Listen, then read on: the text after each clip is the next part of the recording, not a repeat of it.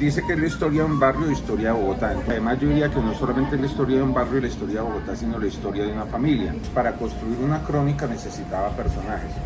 Cuando empecé a llegar la información me di cuenta que realmente lo que yo podía hacer era escribir la historia del barrio a través de la historia de mi familia, como una de las familias fundadoras del barrio.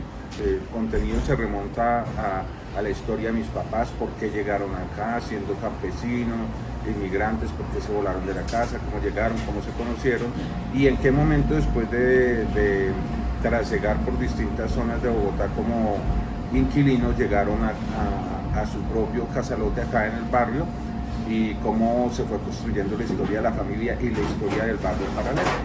El libro tiene 8 capítulos que son más o menos secuenciales, habla de la fundación del barrio, pues los antecedentes de mi familia, cómo llegó, quienes conformaban el barrio, que era básicamente un barrio de constructores. Muchísimas de los señores que fundaron el barrio trabajaban en la construcción como maestros, como albañiles, como ayudantes. Habla de la vida en los potreros porque esto era un barrio rodeado completamente por potreros. La zona que está aquí al lado era un potrero grandísimo donde nosotros jugábamos béisbol, jugábamos la lleva, cuando llovía veníamos a cazar escribientes, bueno, ahí íbamos a elevar cometas en todos los agostos. Al otro lado de allá donde ahora es el barrio de la Almería era también otro potrero donde sembraban la familia Michelsen, propietaria de toda esta zona de Bogotá, todavía sembraba papa allá. Ladrillo a ladrillo es un capítulo que muestra cómo el barrio se hizo por autoconstrucción. Todas las familias se mudaban aquí, construían un ranchito, una habitación, un baño y una cocina, algunas veces de ladrillo, pero no siempre, a veces se construía de tabla, de latas, de cartones, de lo que fuera. Acá hablaba de un lote de diversiones que es como la historia de cómo fuimos los hijos de esos fundadores del barrio, que éramos niños pequeños, cómo fue nuestra infancia, cómo fuimos creciendo, cómo fue nuestra vida, nuestros juegos, nuestras amistades, que fue algo absolutamente maravilloso porque era como vivir en la ciudad pero también en el campo. Los lotes eran supremamente grandes, entonces por ejemplo en nuestro lote teníamos árboles, teníamos sembrados de papa, de zanahoria, de maíz, llegamos a tener gallinas, patos, conejos, armadillos, era una cosa absolutamente maravillosa. Construíamos túneles, construíamos casas en el árbol, bueno, eso fue grandioso. Hay un capítulo que se llama Alzando el vuelo, que muestra cómo nosotros nos fuimos convirtiendo en jóvenes y en adultos y nos fuimos yendo a las casas. Los hijos de los fundadores, pues algunos tuvieron acceso a la educación, otros no, pero todos se fueron casando y se fueron yendo.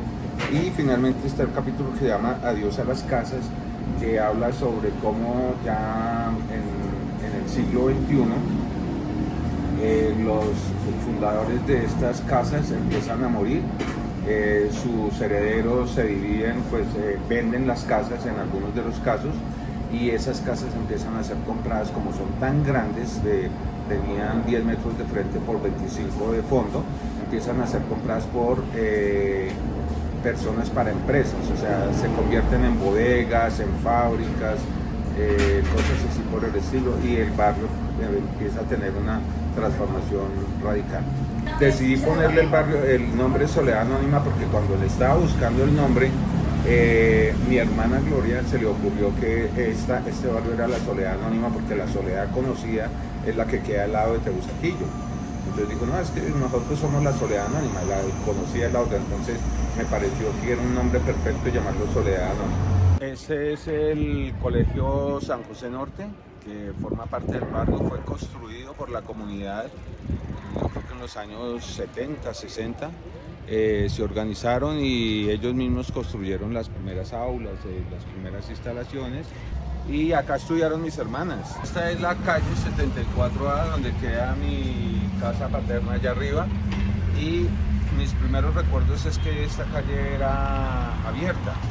O sea, no estaba pavimentada. Cuando llegaron acá esto era un terreno, simplemente estaban trazadas las calles por donde iban a pasar las calles, pero no había nada, no había ni andenes, no había ni siquiera acueducto, habían unas zanjas al lado de donde era la calle, y por esas zanjas pasaban las aguas negras sin ni siquiera estar entubadas, o sea que en esos momentos había unos problemas de salud que afectaban a la comunidad.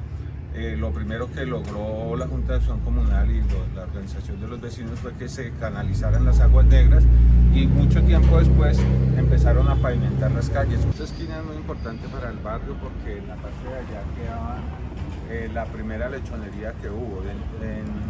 Entre los habitantes que llegaron a fundar este barrio estaba el señor Gabriel Solina, que era originario del Tolima, y entiendo que llegó como huyendo de la violencia que por esa época había en ese departamento, y él llegó acá y puso su lechonería con su esposa. Él tuvo 10 hijos y era una familia sui generis porque pues, era la primera familia como de comerciantes del barrio. Esta es la iglesia de Nuestra Señora de la Soledad, la iglesia del barrio Soledad San José Norte, que fue construida por los vecinos en un predio que explícitamente la firma que lo dio esto dejó para efectos de construir la iglesia y el salón comunal. La iglesia tiene una historia muy interesante, y es que en los años 70, entre los años finales de los 60 a comienzos de los 70, fueron asignados acá algunos padres que pertenecían al movimiento Golconda, que era un movimiento, digamos, de la teología de la liberación, muy partidario digamos, de la revolución social como una manera de reivindicar los derechos de los pobres.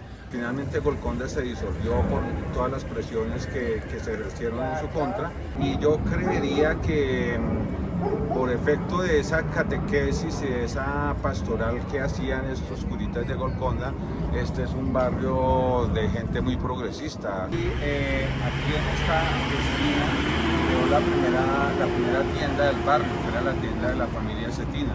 Y también ahí funcionaba el primer teléfono público que hubo en el barrio, pues público y no público, era el único teléfono del barrio, y ahí venían todas las familias a llamar, y venían también a comprar las cosas del almuerzo. Entonces eso era también un epicentro del chisme en el barrio.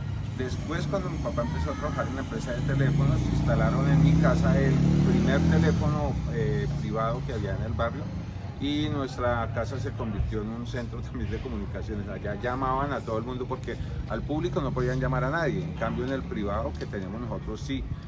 Escribir el libro fue toda una catarsis. Fue una catarsis porque mi familia, así como muchas de las familias de este barrio, eran familias disfuncionales. Muchos de los papás eran borrachitos, pues algunos desjuiciados, pero otros juiciosos. Mi papá, por ejemplo, era supremamente responsable como trabajador. Yo creo que era un trabajador modelo. Él, así estuviera en el guayabo más terrible del mundo, él iba a trabajar puntual, pero como padre, como esposo, realmente tuvo muchas deficiencias. Fue un padre y un esposo violento, maltratador. Entonces nosotros tuvimos una infancia, digamos, difícil, con traumas por todo eso, y yo sé que muchas de las familias del barrio también. Conocía pues las historias de algunos vecinos con casos también de maltrato, de abuso, de infidelidades, de abusos de todo tipo, de peleas en el barrio que llevaban mucho. Eran históricas las peleas en la calle.